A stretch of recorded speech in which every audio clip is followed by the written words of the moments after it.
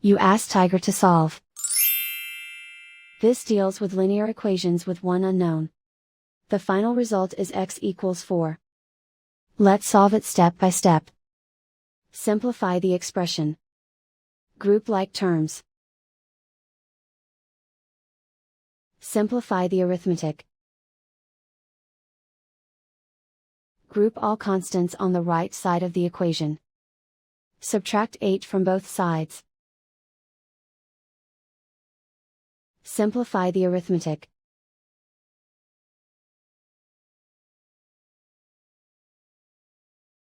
Isolate the x. Divide both sides by 6. Simplify the fraction. Find the greatest common factor of the numerator and denominator. Factor out and cancel the greatest common factor. And so the final result is x equals 4.